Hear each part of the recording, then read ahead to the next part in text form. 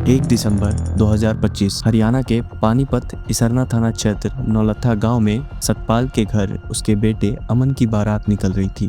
महिलाएं गीत गा रही थी, हंसी खुशी का माहौल था। छोटे छोटे बच्चे दौड़कर शगुन ले रहे थे। हर बच्चे का नाम पुकारा जा रहा था, पैसे दिए जा रहे थे। तभी एक नाम विधि का आता है। 6 साल की विधि कहीं नहीं दिख रही थी। उसकी माँ राखी गोद में 1 साल का बच्चा लिए इधर उधर देख रही थी, लेकिन विधि कहीं नहीं दिखती। घबराए हाल में अपनी सास को बताती है कि मैं विधि को काफी टाइम से ढूंढ रही हूँ, वो मुझे कहीं नहीं मिल रही है, क्या आपने विधि को देखा है? विधि की दादी इसको नॉर्मल ना समझ के अपने बेटे संदीप को कॉल कर ये पूछती है, क्या विधि तुम्हारे साथ है?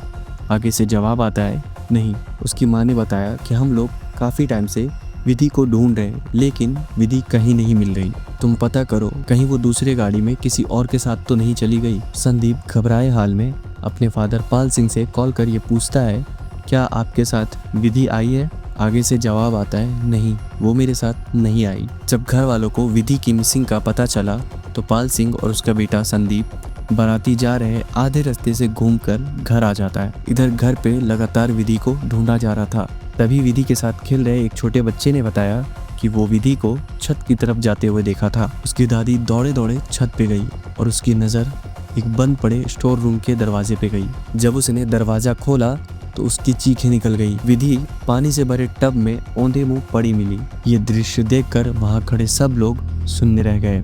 दादा पाल सिंह ने जब ये दृश्य देखा तो उन्होंने कहा, ये हादसा नहीं, हत्या है। वहां खड़े सबके मन में एक ही सवाल आ रही थी, अभी कुछ ही घंटे पहले जो बच्ची सबके साथ खेल रही थी, भला उस बच्ची से किसी को क्या दुश्मनी हो सकती है? 1 फीट के टब में एक 6 साल की बच्ची का डूब जाना ये किसी को भी ठीक नहीं लग रहा था, क्योंकि विधि का सर टब में और उसके पैर छत की जमीन से लगे हुए थे। ऐसा लग रहा था जैसे किसी ने विधि के सर को टब में तब तक दबा कर रखा जब तक उसकी जान ना चली गई। विधि के दादा पाल सिंह एक रिटायर्ड सब इंस्पेक्टर थे। उन्होंने पुलिस को सूचना दी और पुलिस जब पहुंची तो पुलिस ने ये माना कि ये होनी नहीं, हत्या थी। पुलिस ने शादी में आए सारे मेहमानों से पूछना शुरू कर दिया। तभी एक महिला पूनम का नाम लेती है। नवीन की वाइफ पूनम, 32 साल की, MA और B.Ed की हुई पूनम। बारात निकलने से कुछ देर पहले कुछ लोगों ने पूनम को भीगी हुई हालत में देखा था। जब पूनम को भीगने की वजह पूछी तो पूनम ने बताया कि मेरे पीरियड आए हुए हैं। जब दूसरे ने पूछा तो उसको बताया कि मेरे ऊपर दूध गिर गई थी जिस वजह से मैं भीग गई हूँ। जब तीसरे ने पूछा तो उसने बताया कि मैं हाथ पैर धुलने गई थी, वहां पे मैं भीग गई। इस 3 झूठ ने पूनम के एक ऐसे चेहरे को दुनिया के सामने लाया जिसने न सबको हैरान कर दिया बल्कि ये सोचने पे मजबूर कर दिया कि हमारे बीच कुछ ऐसे लोग भी हैं जिनसे हमें हर वक्त खतरा है। प्राइम सस्पेक्ट में एक ही महिला थी, पूनम, जिसके ऊपर पुलिस को शक था, लेकिन इनडायरेक्टली उसके ऊपर इल्जाम लगाना ये सही नहीं लग रहा था। और घर में मौजूद सारी महिलाओं से बारी बारी पुलिस पूछना शुरू कर देती है। जब पूनम से पूछा जाता है तो वो सवालों के जवाब बदलने लगती है। पूनम के लड़खड़ाते जवाबों से पुलिस को उस पर शक हो जाता है, क्योंकि वो हर बार एक ही सवाल के डिफरेंट जवाब दे रही थी, जिससे पुलिस की शक यकीन में बदल गई और पुलिस ने सख्ती से पूछा तो पूनम ने ये कबूल कर लिया कि हाँ, मैंने ही मारा है विधि को। पुलिस ने जब इसके पीछे का कारण पूछा तो कारण सुन आप दंग रह जाएंगे। पूनम ने जो जवाब दिया वो सुनकर वहां खड़े लोग ये यकीन नहीं कर पा रहे थे कि कोई इतना भी घातक हो सकता है। उसने कहा, मुझे सुंदर लड़कियां बिल्कुल भी अच्छी नहीं लगती। जब भी मैं किसी सुंदर लड़की को देखती हूँ मेरा मन करता है कि मैं उसे मार दूं, मेरा खून खौलने लगता है। जब पुलिस ने थोड़ा और इन्वेस्टिगेट किया तो पूनम ने एक ऐसे राज से पर्दा उठाया जिसे सुनकर शायद आप भी किसी पे यकीन नहीं करेंगे। पूनम ने बताया, ये मेरी पहली मर्डर नहीं है, मैं इससे पहले कई बच्चियों को मार चुकी हूँ। Welcome to dark reality and today you are watching the horrifying psycho killer case named Poonam. 13 जनवरी 2023 सोनीपत का बाबड़ गांव। पिंकी अपने मायके आई हुई थी। उसके साथ उसकी 9 साल की बेटी इसिका भी आई हुई थी, जिसे घर वाले बेहद प्यार किया करते थे। उसकी तारीफ में उसके नाना नानी ये कहते थे कि मेरी इसिका दुनिया की सबसे खूबसूरत इसिका है। उसी घर में मौजूद पूनम का एक 3 साल का बेटा था, शुभम, जिसकी कोई इस तरीके से तारीफ नहीं करता था और यही बात पूनम को गुस्सा दिलाता था। जब भी कोई इसिका की तारीफ करता पूनम के अंदर से खून खौल उठता।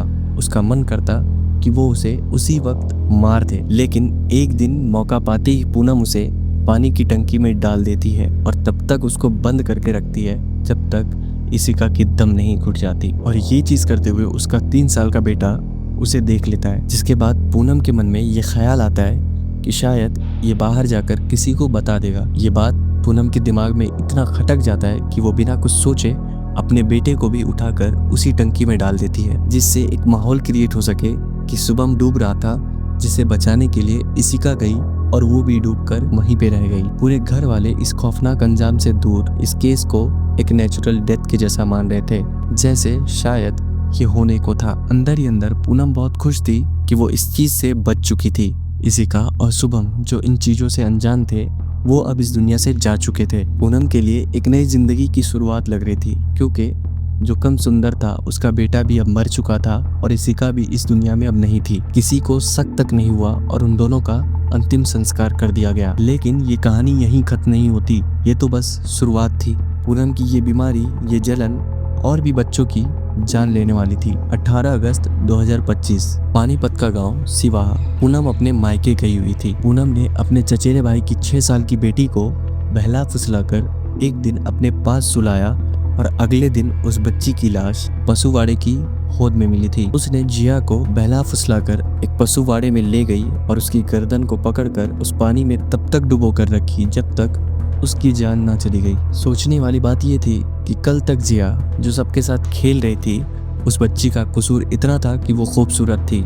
इस वजह से पूनम ने उसे अपने गुस्से को ठंडा करने के लिए उस बच्ची की भी जान ले ली। जब अगले दिन घर वालों को ये पता चला तो घर के कुछ लोगों ने पूनम पे शक भी किया, लेकिन पूनम ने घर के अंदर जाकर खुदकुशी करने की कोशिश की, जिसके बाद घर वाले इस केस को नेचुरल डेथ मान लेते हैं और ये केस यहीं पे दब जाता है। लेकिन पूनम पे उसके एक चचेरे भाई को शक था, लेकिन वो मजबूर था अपनी फैमिली की वजह से। शायद अगर उसने अपनी फैमिली की बात ना सुनकर पुलिस में कंप्लेन की होती तो आज विधि की जान बच जाती। और ठीक उसी तरह जिया का भी अंतिम संस्कार कर दिया जाता है। इशिका, शुभम और जिया, ये 3 खूबसूरत जाने सिर्फ जलन की आग में जलकर राख हो गए। पूनम की ये तीसरी मर्डर और तीसरी बार भी ये बच चुकी थी, जिसके बाद इसके माइंड में एक सवाल आ गया था कि शायद अब इसे कोई भी नहीं पकड़ सकता।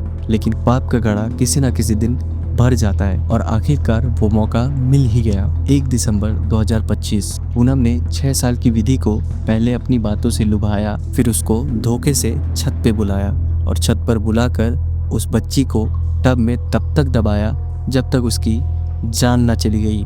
जान जाने के बाद पूनम ने बाहर से दरवाजा लॉक कर नीचे चली गई। साल 2019 में पूनम की शादी विपिन से हुई थी। पूनम एजुकेशन में पॉलिटिकल साइंस से MA और B.Ed की हुई महिला थी। एक वेल एजुकेटेड महिला एक ऐसे काम को अंजाम दे रही थी, ना बल्कि उसने 3 घरों के चिराग बुझा दिए थे, बल्कि अपने घर में जल रहे दिए को भी बुझा दिया था। खैर जो भी हो, ये केस हमें सिखाता है कि हमारे बीच मौजूद कुछ लोग ऐसे भी हैं जो हमारी खूबसूरती से, हमारी पर्सनैलिटी से जलते हैं। इशिका, शुभम, जिया और विधि आज हमारे बीच नहीं है, लेकिन सवाल हम सब से है, क्या हम अपने बच्चों को सच में सुरक्षित रख पा रहे हैं जब किलर अपने ही घर में हो?